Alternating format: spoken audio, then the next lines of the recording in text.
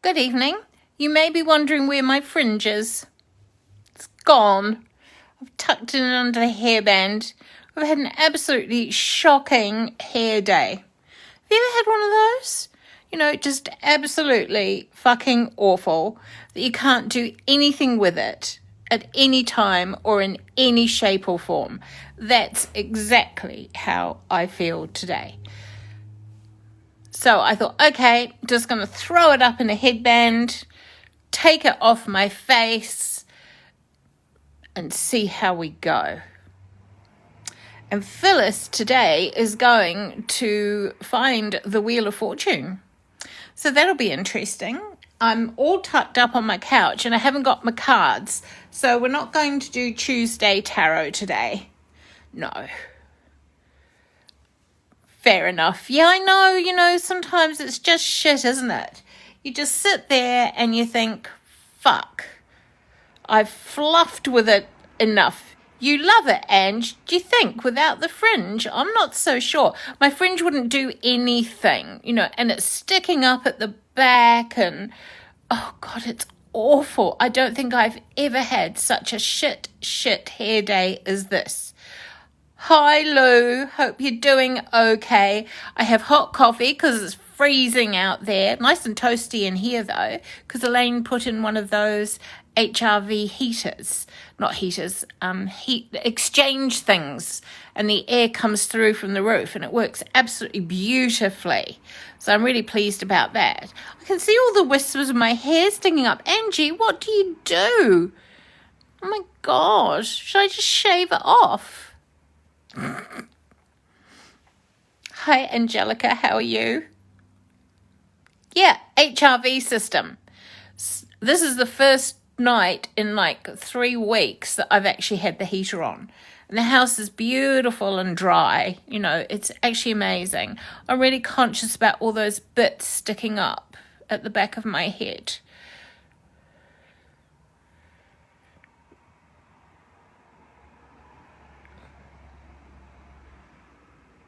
Oh, still a bit woozy, you poor thing. A bath is good. Excellent. Baby hair. Fucking baby hair. Oh, there is some new growth. It's still growing, absolutely. But no, this is fringe hair that wouldn't do anything today because my fringe has got so flaming long that I don't know what to fucking do with it because you can't go to the hairdressers.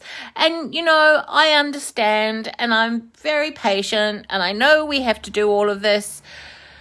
But, oh, God, a girl needs a hairdresser, doesn't she? Lockdown hair. That's exactly what it is. This is lockdown hair. Tomorrow it's going to have a condition and whatever. Oh, but your hair always looks amazing. It's all right for you. You've got beautiful young hair. All of you have. Oh, that's a good idea. Oh, well, I just throw in supermarket colour and it looks amazing. But Angie, I've found out that the bin in have henna. Now, isn't henna quite good because it kind of fades out? But look, I'm going to give it till Tuesday. And if she's going to start letting us out of lockdown, then okay, I'll hang on until you're free, Angie. If we're in lockdown, I'm getting out the henna. Right. God, 6 of us in already. This is amazing stuff. Yeah, the headband is from the Third Eye and it's knitted Indian cotton. See, there's a little bit that has escaped out the back there. You have mum hair. I love it. But the good things we still have, and that's cafe au lait coffee in your Dolce Gusto machine. Perfect. Cheers. So, tonight, Phyllis. Hi, Theo. How are you doing? Are you looking after Mum? Making her cups of tea and toast? Hi, Theo. Always in a bun. Soon, well, mine can get in a bun now, but the trouble was it's the fringe. Right, here we go. So, Phyllis. So yesterday, she was in the bush being the hermit. So let's say she's been out in the bush for about 6 months. Four months. And she's been the hermit for about 4 months. And she comes out of the bush. She's lost her water bottle. She's lost her jacket. She's lost her Kathmandu sleeping bag because it fell down a bank while she was trying to go up the bank. And she's looking a little worse for wear. She really is. Probably a bit like us at the moment. So she gets up to the car park. The car's a bit of a mess. Birds have shat all over it. But it goes and it's still there. Something which probably wouldn't happen in Auckland. I don't know about you, Angelica, whether that would happen over in Queensland. But if I remember, sometimes cars got nicked there pretty fast as well. So she decides that she's going to get in the car and find the nearest village. So she, bit thirsty though, and she's got nothing left in the car. And so off she drives, and she sees this little sort of old-fashioned cafe. And she thinks, be able to get at least get a drink of water. So she goes into the cafe. There's no one in there. And she goes, and there's sort of like a veranda out the back. So she goes out the back, and there's this beautiful water wheel. And it's just bright and painted in all sorts of different colours. And it's going around and around. And she just thinks, this is magical, and it's got all little things hanging off it, and the water just drips down, and there's a pond, and there's little ducks, and all the rest of it. And she looks at this water wheel, and it has 8 struts, and she thinks, that's a really nice pattern, and she's just really taken with this colourful water wheel that's just going around and around. And suddenly she sees a woman, and the woman pops her head out and goes, hi, where did you appear from? And Phyllis sort of says, well, I've been a hermit for a few months, and I've lost my water bottle, lost everything, and I'm just on my way into town, and I saw your place, and I thought, well, I'll stop for a drink of water. And the woman says, absolutely, come on over. And she's got a little table and chairs there, and Phyllis sits down with her, and the woman offers her some water, and Phyllis says, this is the most beautiful thing I've ever seen. And the woman says, yeah. She said, a lot of people actually do what you do. They go off and go bush and become the hermit, and usually this is the first place they come to. And Phyllis goes, really? And she goes, yeah, you're not the only one who does this whole circuit thing. I'm well, thanks, Bex. Phyllis has just reached the water wheel. And so Phyllis is talking to the woman and drinking this beautiful clear water. And she looks at the woman and she thinks, this woman is talking about other people having done this journey. I thought I was the only one. I thought I was the only one who knew all of this stuff. And the woman says, no. She said, usually people last, a certain amount of time, then they get fed up. And Phyllis goes, that's exactly how I felt. I loved being alone. It was fantastic. I really got to grips with myself. I really, understood what it's like to survive, how to think, how to meditate, be with nature. But I'm really craving some conversation and getting back to getting my hair done and, getting the car cleaned and doing all sorts of things. And she thinks, I think this is fate. I was obviously meant to come here. And the woman goes, yeah, you were. Everyone's meant to come here. And Phyllis looks at the wheel and she looks at the 8 struts, and the woman sort of says, it's like what the High Priestess and the Empress taught you, We have 4 seasons of the year, and then, there's the cross quarters. And Phyllis goes, it's a pattern. And the woman goes, yes, it's a pattern. It's fate. It's destiny. And Phyllis starts to think of all of the other wheels in her life, like the roulette wheel. And she thinks of the patterns that the seasons create. And the woman goes, exactly, that's what that water wheel represents. The world turns. Everything is in a pattern. Everything has these segments to it. And we all go through it at some time or other. And Phyllis thinks this is amazing. And she's the first one to ever have discovered it. And of course the woman smiles very sweetly and goes, sorry love, you're not the only one. This is what hundreds and hundreds of people know. And Phyllis thinks, you know what, I think it's time that I really did get back to reality, that I got back to civilization, and that I kickstart life in motion again. She went off with the lover, and that kind of put her a little bit behind on her life's dreams.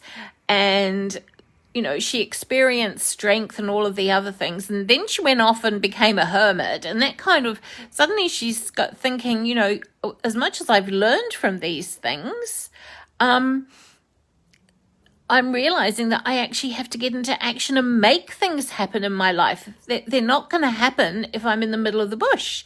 They're not going to happen unless I make it happen. And the woman sees her to her car and says, here's a present for you, and gives her a beautiful glass, one of those beautiful glass bottles with the crystals in the middle, full of spring water.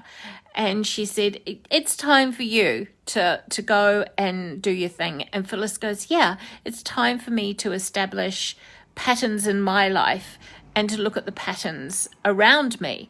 And as she's driving along, she's thinking, there's birth, life, and death, and there's new moon, waxing moon, full moon, waning moon, there's winter, spring, summer, autumn, and she's suddenly seeing how it all fits in and it all works.